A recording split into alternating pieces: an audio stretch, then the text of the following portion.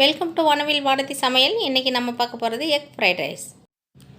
இந்த ரைஸ் பார்த்திங்கன்னா செம்மையாக இருக்கும். வெஜிடபிள்ஸ் எல்லாம் இதில் நிறையா ஆட் ஆகிருக்கு இல்லையா, எக்கு ஆட் ஆகிருக்கு. அதனால ரொம்ப கலக்கலாக இருக்கும். பசங்கள்லாம் விரும்பி சாப்பிடுவாங்க. ஸ்கூல் டைமில் கூட நீங்கள் இதை லஞ்ச் ப்ரிப்பேர் பண்ணி கொடுக்கலாங்க. பசங்க ரொம்ப விரும்பி சாப்பிடுவாங்க. டிஃபன் பாக்ஸே காலியாகிடும் பாருங்கள், அப்படி இருக்கும். பசங்களுக்கு அடிக்கடி ஹோட்டலில் வாங்கி ஃப்ரைட் ரைஸ் கொடுக்காம இது போல் வீட்டிலே செஞ்சு நீங்கள் ப்ரிப்பேர் பண்ணி குழந்தைங்களுக்கு கொடுத்தா நல்லா ஹெல்த்தியாக இருக்குங்க. ஓகே, வாங்க இது எப்படி செய்கிறதுன்னு பார்க்கலாமா. பாசுமதி ரைஸ் நான் எடுத்துருக்கேங்க. உங்களுக்கு தேவையான அரிசி டபுள் டீர் எனி உங்கள் சாய்ஸ் தாங்க.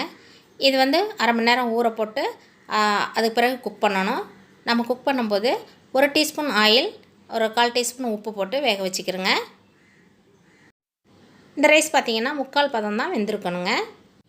அடுத்து பார்த்திங்கன்னா நம்ம சாதத்தை இப்போ வடிகட்டிடலாம். வடிகட்டின பிறகு சாதத்தை நல்லா நம்ம வந்து ஆற விட்டுடலாம். பாருங்கள், நல்லா உதிரியாக இருக்குது பாருங்கள். நல்லா ஆற வச்ச பிறகு தான் நம்ம வந்து அந்த ஃப்ரைட் ரைஸ்க்கு நல்லாயிருக்கும். ஆயில் ஹீட் ஆனதும் 2 முட்டை உடச்சி ஊற்றிக்கலாம்.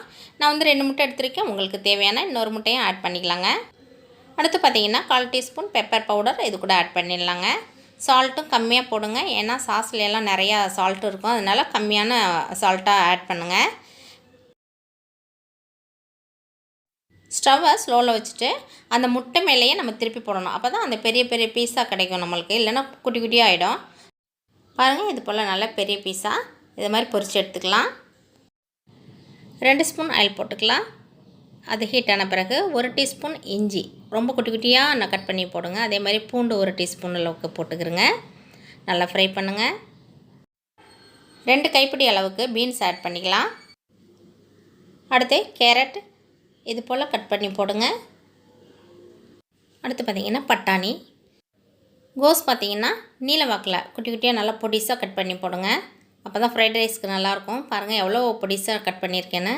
கேப்சிகம், ஒரு பெரிய வெங்காயத்தை நீல வாக்கில் கட் பண்ணி போட்டுக்கலாம். இந்த காயெல்லாம் நல்லா நம்ம மிக்ஸ் பண்ணி விட்டுக்கலாம். ஒரு 2 or 3 மினிட்ஸ் இதை குக் ஆகட்டும். அதுவரை உங்களுக்காக ஒரு பாடல்.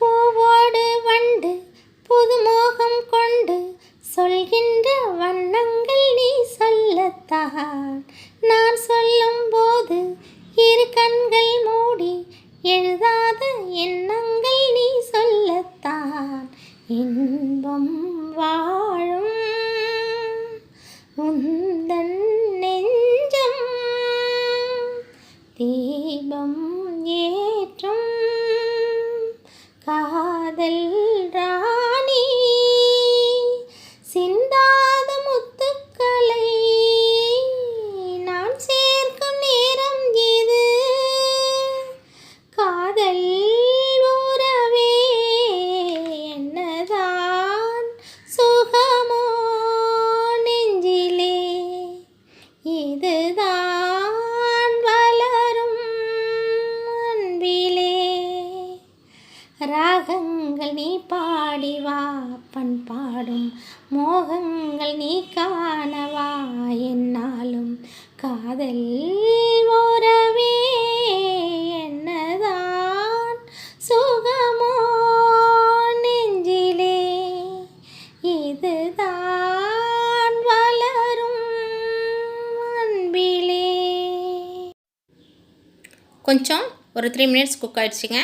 இப்போ 1 teaspoon soya sauce, 1 teaspoon tomato sauce, அரை டீஸ்பூனுக்கு பெப்பர் பவுடர் ஆட் பண்ணிக்கலாம். ஏன்னா காரமே இது தாங்க. நல்லா மிக்ஸ் பண்ணி விட்டுக்கலாங்க. 1/4 டீஸ்பூன் கரம் மசாலா, தேவைக்கேற்ப உப்பு சேர்க்கணுங்க. ஏன்னா நம்ம வந்து கம்மியாக தான் சேர்க்கணும், ஏன்னா சாஸில் எல்லாம் உப்பு இருக்கும். அதனால் நீங்கள் கம்மியான சால்ட்டாக ஆட் பண்ணிக்கிறங்க. அரை டீஸ்பூன் ஃப்ரைட் ரைஸ் பவுடர் இருக்கு இல்லையா, அதை ஆட் பண்ணிக்கலாம். மிளகாய்த்தூள் 1/4 டீஸ்பூன். நல்லா மிக்ஸ் பண்ணி விடுங்க. நல்லா குக் ஆகிடுச்சு பாருங்கள். இப்போ நம்ம ரைஸ் ஆட் பண்ணிடலாம். இப்போ ரைஸ் ஆட் பண்ணி ஒரு 2 மெம்பர்ஸ் சாப்பிட்லாங்க அந்த சாப்பாடு. நம்ம எப்பயும் மிக்ஸ் பண்ணும்போது சைடில் இருந்து அப்படி தான் நம்ம மிக்ஸ் பண்ணணும், இல்லைன்னா சாப்பாடு உடஞ்சிருங்க. இந்த வெஜிடபிள்ஸ் ரைஸ் எல்லாம் மிக்ஸ் ஆன பிறகு நம்ம பொரிச்சு வச்சுருக்கோம் இல்லையா எக்கு, அதையும் இது கூட ஆட் பண்ணிடலாம். நல்லா மிக்ஸ் பண்ணி விடுங்க. அடுத்து வெங்காயத்தாள் இருக்கு இல்லையா, அது கட் பண்ணி கொஞ்சம் போடலாம். அது போட்டால் நல்லாயிருக்கும் ஃப்ளேவர். இருந்தால் போடுங்க, இல்லைன்னா விட்டுருங்க, ஆப்ஷன் தான். கொத்தமல்லி தூவி இறக்கிக்கலாம். நல்லா மிக்ஸ் பண்ணி விடுங்க. அருமையான எக் ஃப்ரைட் ரைஸ் ரெடி ஆச்சு. வா, சூப்பரான எக் ஃப்ரைட் ரைஸ் ரெடி ஆச்சுங்க. இது போல் உங்கள் வீட்லேயும் செஞ்சு அசத்துங்க. பசங்களுக்கெல்லாம் செஞ்சு கொடுத்தீங்கன்னா வேண்டான்னே சொல்ல மாட்டாங்க. சாப்பாடு வேண்டாம் வேண்டான்னு சொல்கிறாங்க இல்லையா, இது மாதிரி செஞ்சு டிஃப்ரெண்ட்டாக கொடுங்க. பசங்க நல்லா சாப்பிடுவாங்க. ஓகே, இந்த வீடியோ உங்களுக்கு பிடிச்சிருந்தா லைக் பண்ணுங்கள், ஷேர் பண்ணுங்கள், கமெண்ட் பண்ணுங்கள், சப்ஸ்கிரைப் பண்ணுங்கள். மறந்துடாமல் பெல் பட்டனை ப்ரெஸ் பண்ணுங்கள். தேங்க்யூ.